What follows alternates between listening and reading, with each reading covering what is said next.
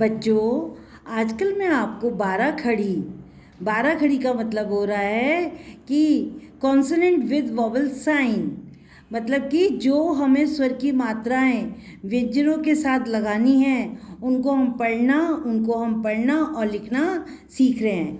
ओ में दो मात्राएं। अगर हमें क में दो मात्राएं लगी हैं तो क्या बोलेंगे? कौन। अब देखो अब इसी के बेस पे हमारे वर्ड्स जा रहे हैं। पौधा। धा क्यों बोले? क्योंकि आ स्वर की मात्रा है। आप बेटे कभी भी नोटिस कर लेना, अगर हमारे कोई व्यंजन में जो मात्रा लगी है उसके एंड में वही स्वर की मात्रा, वही स्वर की साउंड आएगी। देख लो, लॉ ओ के बेस पे आ रही है, लॉ की ई के बेस पे आ रही है, लॉ की। नौका तो ओ स्वर पे आ रहा है, ली ई स्वर पे, या तौलिया। मौसी कौन से स्वर पे जा रहा है? ओ स्वर पर, ओ स्वर पर। खी क्यों बोले? क्योंकि ई स्वर की मात्रा है। लौना। बेटा आप कभी भी नोटिस करना और ध्यान से पढ़ना, जो व्यंजन आप पढ़ ले उसमें जो मात्रा लगानी है वही स्वर की साउंड आएगी। अगर आपको ख में छोटी की मात्रा लगानी है तो खी ई की साउंड आएगी, लॉ ओ की साउंड, ना खिलौना। क्योंकि व्यंजन कहता है बिना स्वर के मैं आगे बढ़ ही नहीं सकता हूँ, मैं तो स्वर की हेल्प लेता हूँ तभी मैं वर्ड्स बना पाता हूँ। दौड़ना, बोलो दौड़ना।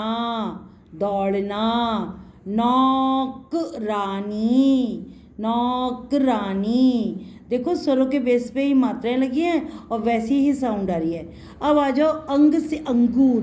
अंग के बाद अब एक बात और आपको पहचान बता रही हूँ, अंग से अंगूर होते हैं अगर किसी व्यंजन में अंग की मात्रा लगी हुई है, ये वाली अंग की मात्रा लगी हुई है, ये डॉट बना हुआ है और उसके बराबर में ग लेटर आ रहा है, हमेशा साउंड आएगी जैसे क में अनुस्वार लगाए का, तो क बोलो।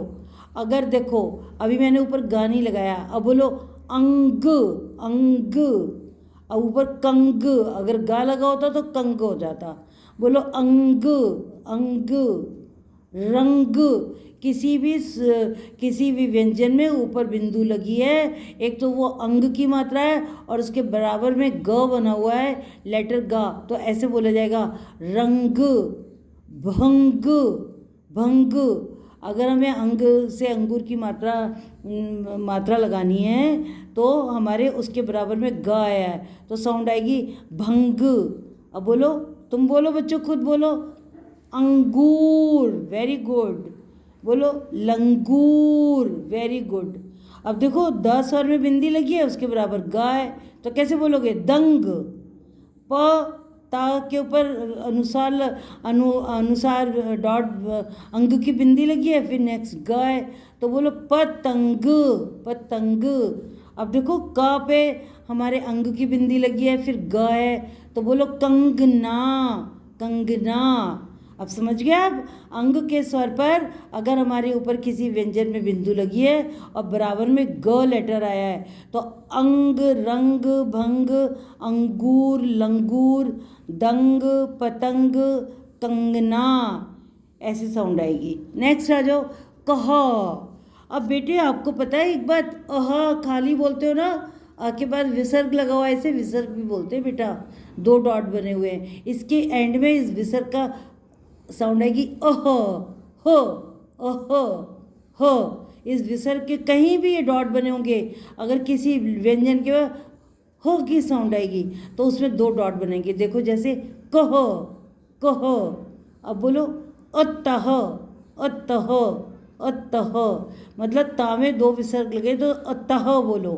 प्रातः, क्योंकि क्योंकि त में 2 स्वर लगे हुए हैं, 2 बिंदु लगे हुए हैं, तह, ह की साउंड आएगी।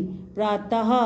नमः, ये बेटे संस्कृत के वर्ड्स में यूज़ होते हैं। वैसे नमस्कार होता है, नमः का मतलब प्रातः का मतलब सुबह होता है, अतः मतलब सो, इसलिए, और नमः तो ये संस्कृत के वर्ड्स है बेटे। नमः, देखो ह की साउंड आ रही है माँ के बाद, क्योंकि अह की मात्रा भी लगी हुई है। पुनः, पुनः, देखो अह की मात्रा लगी हुई है तो एंड में ना के बाद ह की साउंड आ रही है और हमने विसर्ग लगा दिए हैं, 2 डॉट, ये विसर्ग की मात्रा होती है बेटा।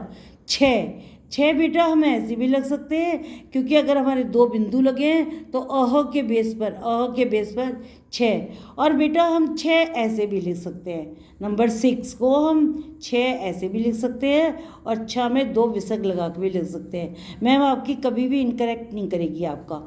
तो बेटा आज हमने जो कुछ भी सीखा है, हमने व्यंजनों के बेस पर, हम आजकल 12 खड़ी का ऐसे सीख रहे हैं, कक्का, किक्की, कुक्कू, के, कौ, कंग, कहाँ। तो आज मैंने आपको ये सब मात्राएं सिखाई हैं, बहुत ध्यान से पढ़ोगे तो बहुत अच्छा करोगे। आप लाइक कीजिए, सब्सक्राइब कीजिए। धन्यवाद।